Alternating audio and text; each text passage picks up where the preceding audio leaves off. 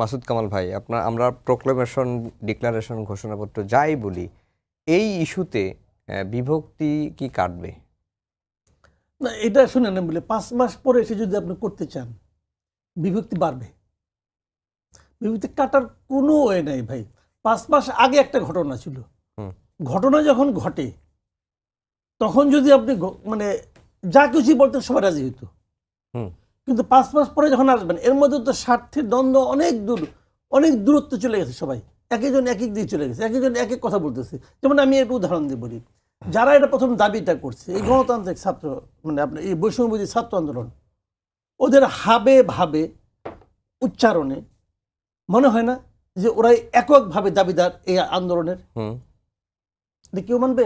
কোনো political party মানবে এখন? তখন কিন্তু কেউ না করতো না, তখন কিন্তু ওই বাস্তবতা ছিল না যে ঠিক আছে।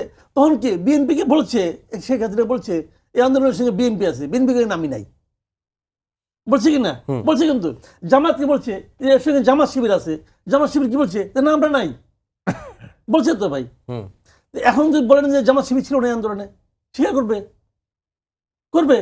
করবে না, কারণ একমাত্র বলতে পারেন আমরা গণতন্ত্র মঞ্চে 5ই জুলাই সমাবেশ করে বলেছি এই আন্দোলনের সাথে আমরা আছি, এই আন্দোলন আমাদের আন্দোলন, কারণ আমাদের ছাত্ররা, সন্তানরা এই আন্দোলন করছে।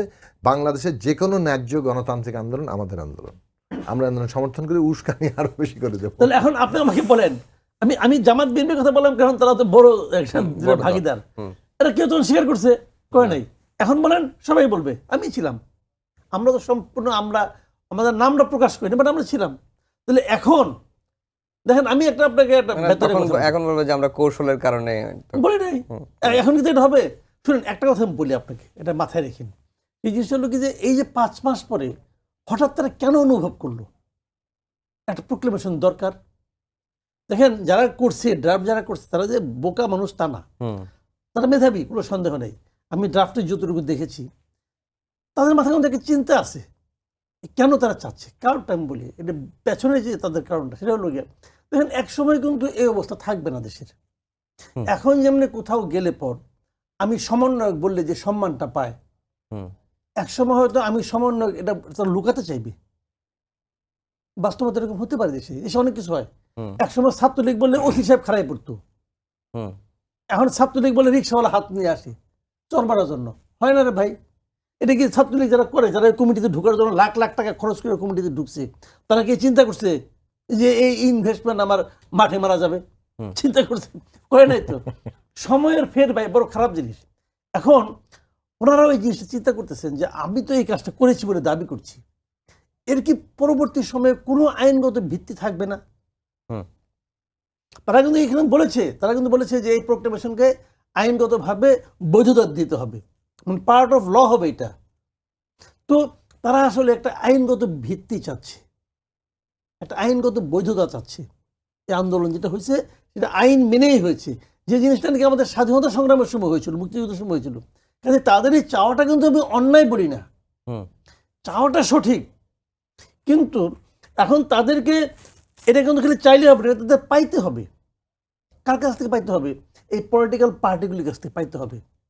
তো পলিটিক্যাল পার্টিগুলির কাছ থেকে পাওয়ার জন্য যে সম্পর্কের দরকার, সেই সম্পর্কটাকে তারা মেনটেন করে। দু একজন দেখেন তাদের কথাবার্তা শুনেন, মানে তারা তো কাউরই মানে না। তুমি খারাপ, তুমি কি করছো জানি, তুমি কিছুই করনি, আমরা ফালাইছি, আমরা করছি, এই যারা বলে ভাই, এটা পাইতে হবে। পলিটিক্যাল বাংলাদেশে ভাই, এখন আমি বলি এদেশের মানুষ এখনো কিন্তু পলিটিক্যাল, এই রিক্সাওয়ালা পর্যন্ত পলিটিক্স বুঝে। আলাপ করে দেখেন, লেখাপড়া জানা পলিটিক্স, আপনি আলাপ করে দেখেন, আপনি মানে 2 লাইন জ্ঞান দিয়ে দেবো, আপনি চিন্তা করতে পারেন না সে কি বলবে। তো তাকে আপনি পলিটিক্সের বাইরে নিয়ে যাবেন আর বলবেন যে আমি ছাত্র, আমি করছি, আপনি যে কি করতেছেন এটা তো পাবলিকের মুখোমুখি বলে। হয়তো ঘটনা সত্য কিনা মধ্যে আমি যাই না, কিন্তু পাবলিকের মধ্যে পারসেপশন কিন্তু চেঞ্জ হচ্ছে দ্রুত। এই পাবলিক পারসেপশন কিন্তু ভয়ঙ্কর পাবলিক পারসেপশন। এক সমন্বয়ক হাসনাত আব্দুল্লাহ কি বলছে, এই পাবলিক পারসেপশন পরিবর্তন হচ্ছে এই বৈষম্য বিরোধী ছাত্র আন্দোলন জাতীয় নাগরিক কমিটির ক্ষেত্রে নাকি সরকার? সবার ক্ষেত্রে, সরকারের ক্ষেত্রে তো আরো আগে। দেখেন, আমি একটা কথা বলি, সাফল্যের কিন্তু কোনো যুক্তি লাগে না। ধরা যাক খেলায় জিততে হবে, ক্রিকেট খেলায়, কেউ ভালো খেলে না, কিন্তু টিম জিতে গেছে, বুঝছেন, টিম জিতে গেছে। এখন আপনি কি বলবেন? আপনি টিম বলবেন তুমি এটা খারাপ করো, তুমি এটা কিন্তু আর আলোচনা হবে না, কিন্তু আলোচনা কি টিম জিতে গেছে। এদের সাফল্যের কোনো ব্যাখ্যা লাগে না, সাফল্য ইটসেলফ একটা এক্সপ্লেনেশন। এই সরকার যদি ভালো চালাইতে পারতো দেশটাকে, যদি ভালো চালাইতে পারতো, কোনো ব্যাখ্যারই দরকার লাগতো না, কোনো প্রোক্লেমেশন কিছু লাগতো না। এখন সরকার যখন ভালো চালাতে পারছে না, তখন অনেকে মনে করছে যে বিদায়ের সময় তো হয়ে আসলো, তারপর যদি আমার ধরে আমি কি করব।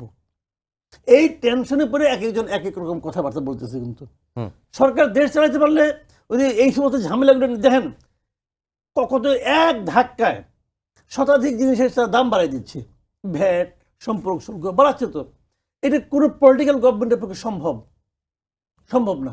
কেন? পলিটিক্যাল গভর্নমেন্ট জানে এটা যে আমি করবো, দুদিন পরে যেন আমি যাবো পাবলিক এসে ভোট নেওয়ার জন্য, পাবলিক আমাকে প্রশ্ন করবে তুমি এটা কি করে বাড়াইছো। এদের তো কোনো জবাবদিহিতার কোনো দায় দায়িত্ব নাই। আমি বাড়াই দিলাম, আমার কোনো জবাবদিহিতা নাই, আমার টাকা দরকার, আমি টাকা আনবো, সবই ঠিক আছে। কিন্তু তারা যেটা করতেছে, এই এখন দেখেন প্রত্যেকটা ক্ষেত্রে আন্দোলন একটা একটা বেরোচ্ছে। প্রথমে বাইরে হোটেল, তারপরে বাইরে ওষুধ, তারপরে বাড়িতেছে কাপড়, ধীরে ধীরে সব বাইরে থাকবে। এবং অনেকগুলি জায়গায় সরকারকে আপোষ করতে হবে। এটা কি এই যে বলছিলাম না, নন সিরিয়াস টাইপের গভর্নমেন্ট। আবারও বলছি, এই গভর্নমেন্ট নন সিরিয়াস টাইপের।